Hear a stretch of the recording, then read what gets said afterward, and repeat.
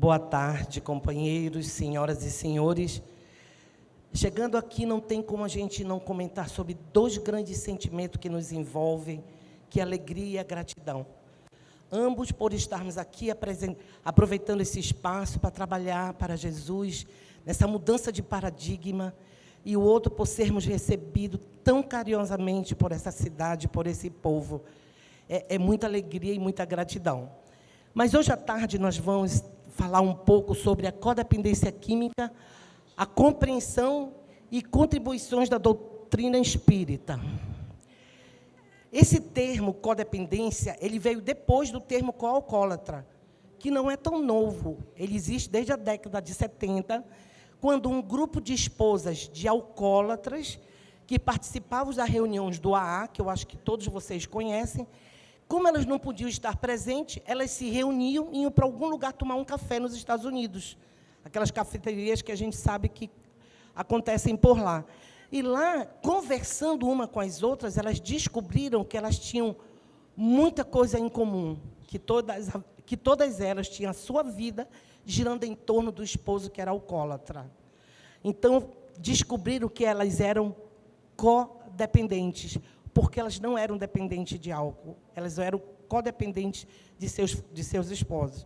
E logo depois surgiu esse tema, chegou até o Brasil, e explodiu a questão da codependência. A doença da família, todo mundo queria saber o que era. E uma jornalista, a Ana Oliveira, em 2004, olha quanto tempo depois, em 2004, ela, na Folha de São Paulo, ela fez uma edição e falou muito sobre codependência e falou uma frase assim que fez os profissionais que trabalhavam na área começarem a repensar sobre qual é realmente o papel da família nesse contexto da dependência química. Ela dizia assim, que a codependência consiste em depender da dependência do outro em relação a si mesmo. Uma espécie de atadura emocional. Vamos lá. A codependência, ela está presente no nosso dia a dia, às vezes a gente não percebe, porque existe a codependência afetiva, a codependência de presentes, a codependência sexual, tem várias codependências. Quando a gente imagina que um esposo não permite que a sua companheira tenha autonomia financeira, é uma codependência. Quando a gente imagina que uma avózinha não quer que o seu neto passe por atribulações, está sempre se colocando no lugar dele, codependência. Quando a gente percebe que um gerente de um trabalho qualquer não permite que o seu funcionário cresça chegando próximo dele, é codependência. Na questão da codependência química, nós também temos situações do cotidiano que faz falar e pensar sobre isso. Por exemplo, a mãe que faz o impossível para o filho não sair de casa para usar drogas. Ela sabe que, num determinado horário, ele vai sair para a Boca ou vai sair para o campinho de futebol, que é um local hoje muito visado.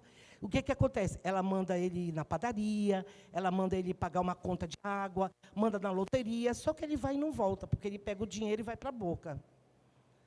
A esposa que prefere que o marido alcoólatra beba abusivamente em casa do que ir para o bar. E ela faz essa negociação com ele. Fica aqui, eu prefiro que tu fique aqui do que tu vá para o bar e eu tenho que te buscar depois. A avó que vai na Boca pagar ao traficante as dívidas do neto. E a filha que espera acordar do pai alcoolizado chegar para dar banho e dar de comida, para não acordar a mãe, para ela não brigar com ele. Nessa área da dependência e da codependência, nós temos muito esses relatos. E eu trago para vocês alguns relatos verdadeiros, colhidos por esse trabalho que a gente desenvolve lá em Manaus, numa policlínica, onde eu coordeno um tratamento para tratamento de álcool e outras drogas, e nós descobrimos, depois de quase 4 anos, que nós precisávamos refletir sobre que tipo de acompanhamento nós estávamos oferecendo a esses familiares. E uma coisa que nos chamaram muito a atenção, por que de tantas recaídas frequentes? Muitas vezes o usuário ele passa 9 meses, 90 dias, dependendo do programa que as internações oferecem, internado. Quando sai de alta, sai limpo, organizado, nutrido, pronto para se ressocializar. 2, 3 dias depois, eles recaem. E aí, o que a gente fez? Juntamos um grupo de recaídos e começamos a querer que eles falassem por que motivo que eles recaem. Afinal de contas, eles estão voltando para o seio da família.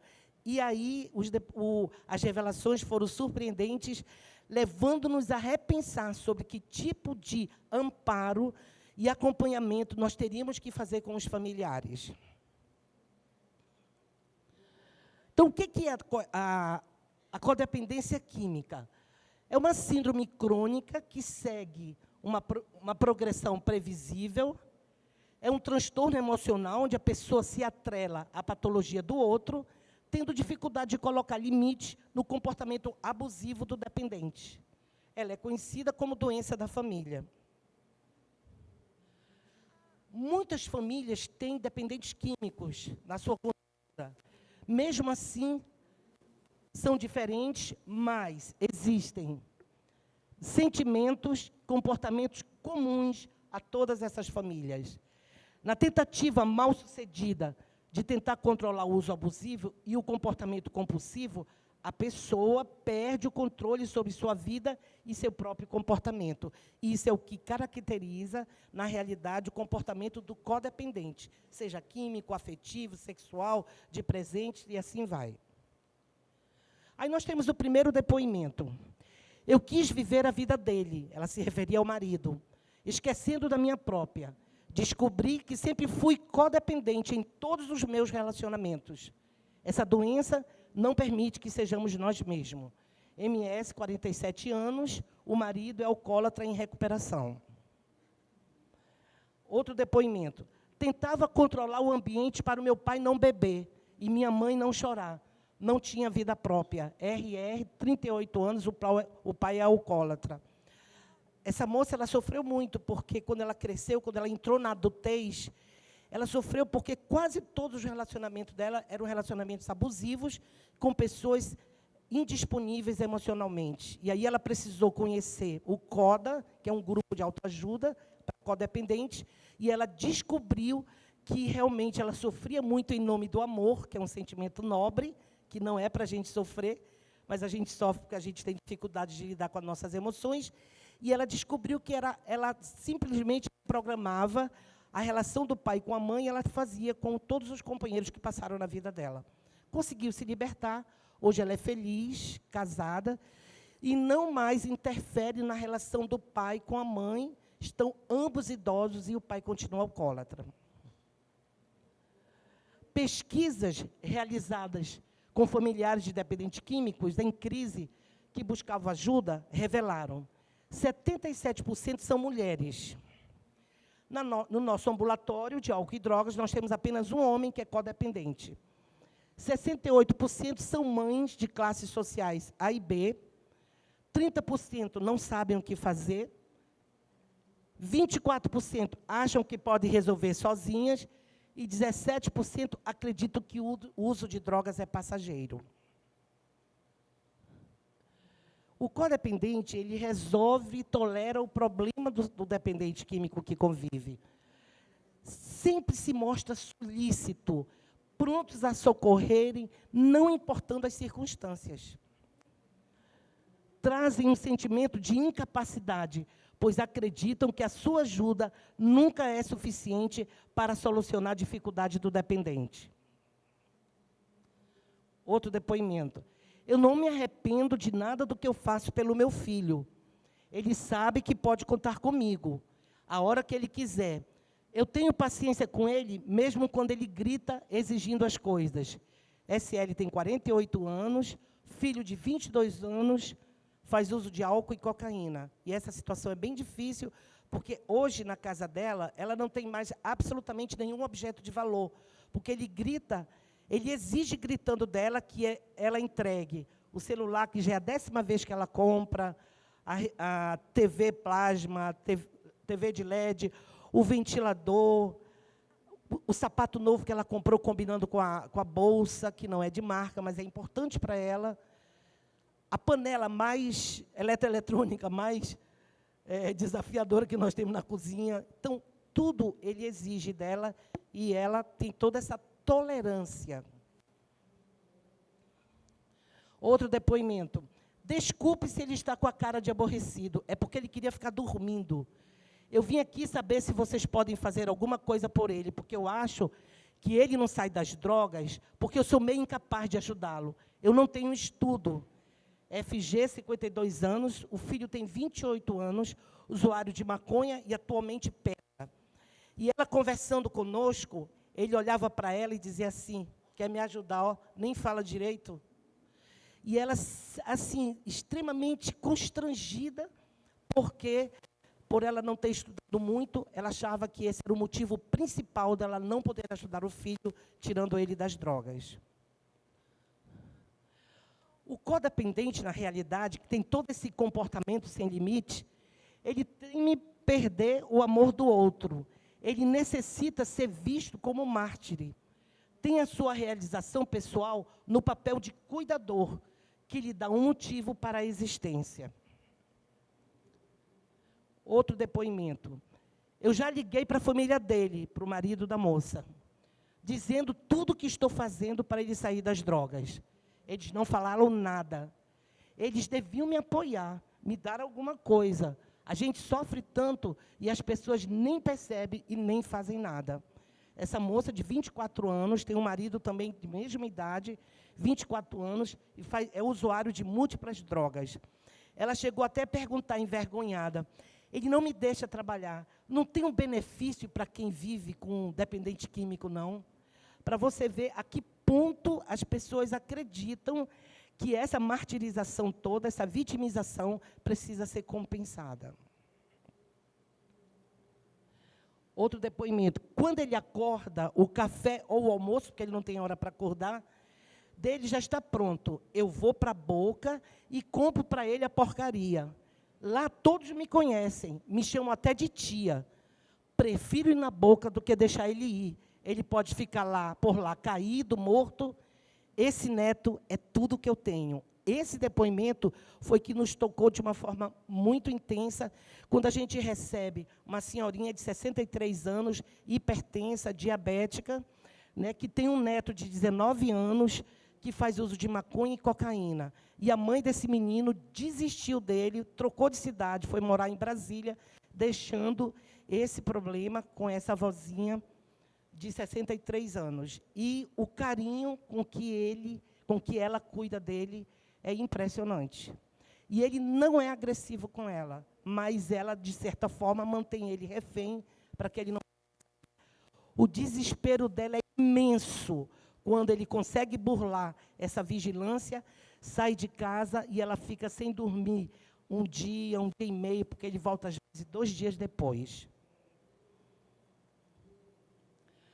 Sinais da codependência. Depois de tanta investigação, depois de tanto sofrimento, a gente começa a perceber que existem sinais que identificam a codependência no âmbito familiar. Nós temos a primeira etapa. Familiares vivem ansiedade devido ao uso abusivo de álcool e drogas pelo dependente. O relacionamento familiar ele começa a sofrer alterações. Existem brigas constantes, dificuldades no relacionamento, no diálogo e tensão constante no ambiente.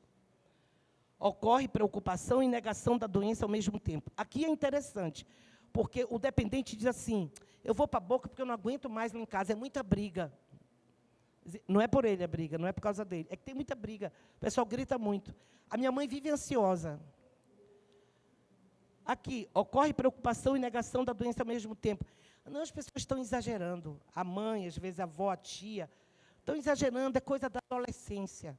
Isso passa, eu tenho certeza que isso vai passar, não precisa levar para lugar nenhum, não. Isso é exagero. Familiares tentam controlar o uso e as consequências do abuso da droga por parte do usuário. A rotina familiar se descontrola e os membros da família começam a desenvolver sintomas físicos e emocionais. Estabelece-se a lei do silêncio.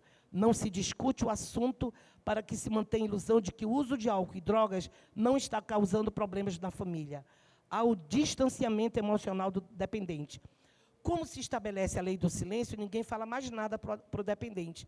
E é engraçado que a gente pensa que, com isso, melhora o ambiente familiar. Não melhora. Quando há o silêncio, o dependente se sente abandonado. E a ele como ele não sabe enfrentar esses sentimentos, o que é que ele faz? Ele simplesmente ele usa novamente a droga para não enfrentar essa dor dele se sentir abandonado. A segunda etapa, familiares assumem papéis rígidos e previsíveis, tornam-se coparticipantes ou facilitadores do problema. O que é a facilitação? É um comportamento que, mesmo tendo boas intenções, serve para proteger o dependente das consequências danosas do abuso do álcool e outras drogas. Não quer que vá para a boca, deixa as garrafas tudo próximo dele, ele vendo, ou então deixa a chave do carro no lugar onde ele esteja vendo, para ele poder sair e facilitar a ida dele até a boca.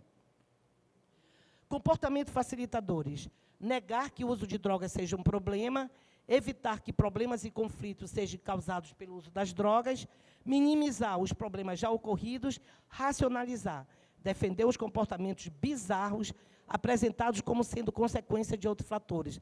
Então, a negação, a evitação, a minimização e a racionalização. A proteção das consequências naturais e lógicas do uso abusivo de álcool e outras drogas, o controle de pessoas e situações para regular o uso das drogas e a espera com paciência que a situação melhore e passe. Aplicar a lei do silêncio é não falar sobre a dependência química para que não surjam outros assuntos desagradáveis que possam ameaçar o equilíbrio precário da família. Com a progressão, o comportamento disfuncional, os familiares experimentam raiva, ressentimento, vergonha, culpa, solidão, tendo como consequência a deterioração dos laços familiares. Bom, tudo isso é codependência. Vamos ver qual é a compreensão que a doutrina espírita nos oferece.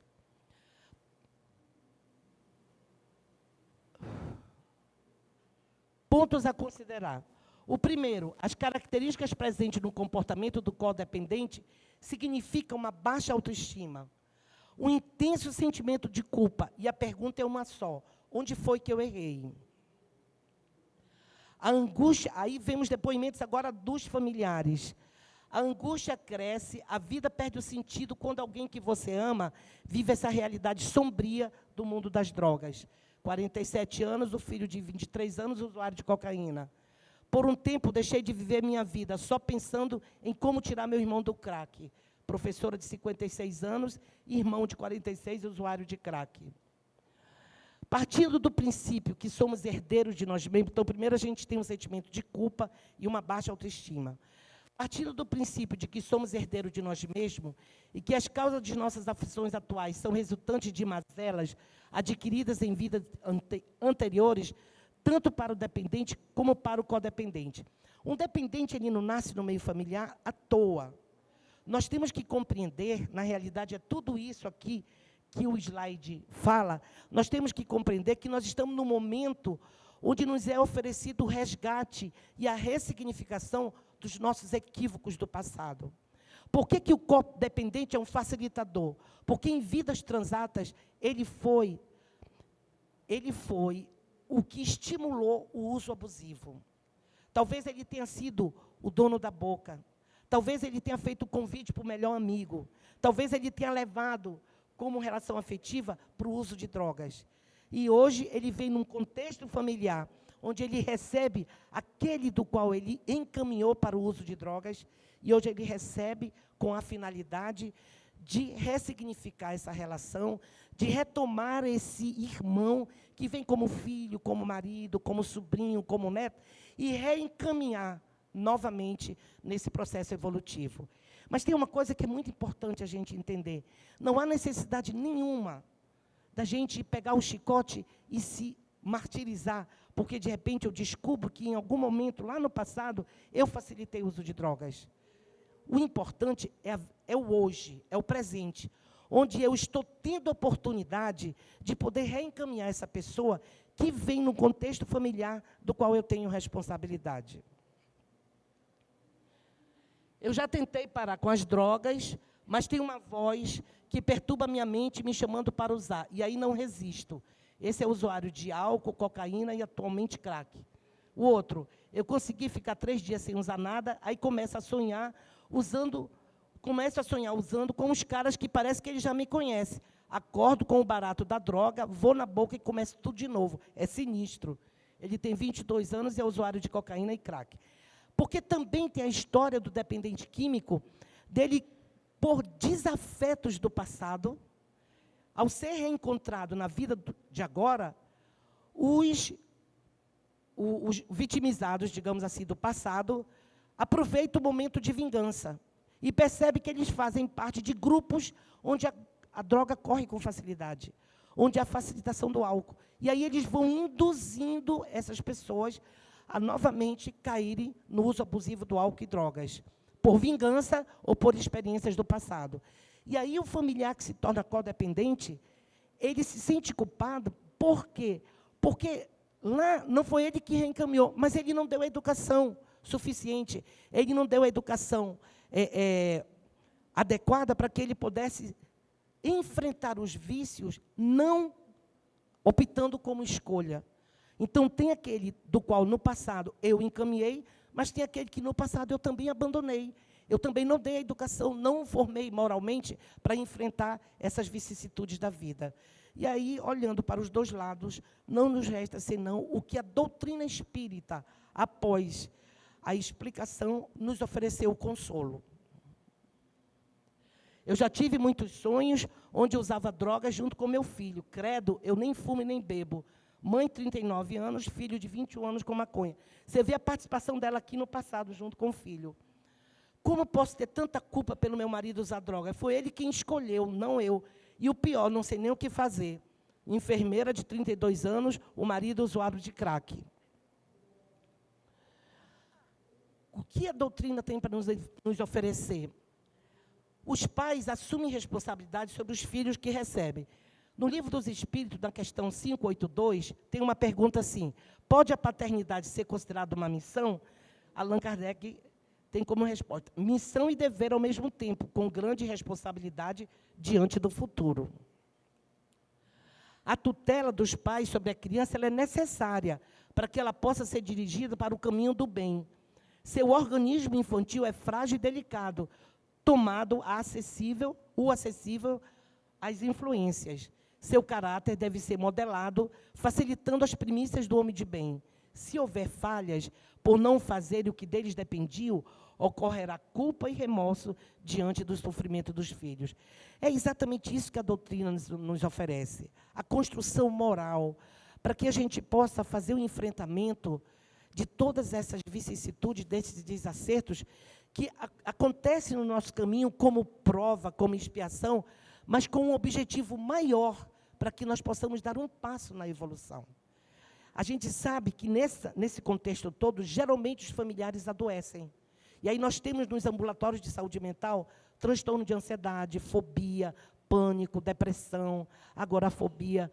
Porque, ao adoecer, ao se sentirem culpados, no lugar deles refletirem para que eles possam mudar o seu pensamento, mudar a sua atitude e ir em busca da ressignificação, a culpa deixa eles num sentimento muito ruim, isso vai enfraquecendo e eles também vão adoecendo. Quando se tem alguém na família usando drogas, os sentimentos que mais nos assolam são raiva, mágoa e pena. Esta não é uma luta para uma pessoa sozinha. Uma psicóloga tem um sobrinho de 33 anos, usuário de crack. O drogado ele não ama ninguém, só a droga. A irmã desse rapaz que tem 19 anos, usuário de álcool e droga, de cocaína e crack. Como a doutrina espírita, para terminar já, oferece a possibilidade de fazer a integralidade do tratamento. Porque é fato, se o dependente está numa intoxicação aguda, num quadro muito ruim clinicamente, ele precisa da desintoxicação. Ele precisa de uma internação. Se ele apresenta transtornos bipolares, transtornos psiquiátricos, em comorbidade ao uso do álcool, ele precisa de tratamento psiquiátrico. O codependente, se ele adoecer, ele precisa do acompanhamento médico. Mas ele precisa se autoconhecer, para ele poder compreender o porquê a culpa, o porquê esse sentimento de baixa autoestima, de não conseguir fazer nada pelo outro, aquele outro que ele tanto ama. Essa é a diferença. Aquele outro que ele tanto ama, como a gente vê, sou capaz de dar minha vida, é tudo. E ele se sente muito ruim por conta disso. A doutrina espírita nos oferece o autoconhecimento, que é o processo que demanda coragem, vontade, paciência e amor próprio. Buscar ajuda da medicina convencional, caso ocorra a presença de transtornos como ansiedade, fobia, pânico, episódios depressivos, etc. Isto codependente ou codependente.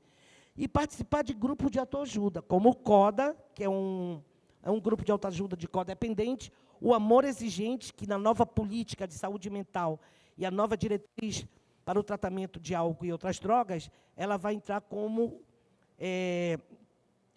um tratamento público, vai ser oferecido nos serviços públicos, e ela tem como objetivo preparar o familiar. Ela não traz nenhuma resposta mágica, porque não existe. Existe um processo de busca para me conhecer e poder mudar as minhas atitudes. E entender que eu não sou responsável pela escolha do outro, mas eu posso ajudá-lo, oferecendo a ajuda que é possível, estabelecendo limites. Então, o Amor Exigente, ele faz essa preparação, ele trabalha exatamente com as dificuldades, mostrando que é possível, que é capaz. Cujo objetivo é desconstruir a ideia que sua felicidade e bem-estar depende da recuperação do dependente químico, assumindo que as mudanças ocorrerão a partir de si mesmo. Então, a contribuição, autoeliminação através do autoconhecimento, prece, fluidoterapia, técnicas dialogais e o tratamento de desobsessão. O autoconhecimento, procurareis a verdade, e a verdade vos libertará, libertará daquele homem velho, daquele homem diante, aquele sentimento de culpa, e você faz a sua renovação moral, a sua ressignificação na vida.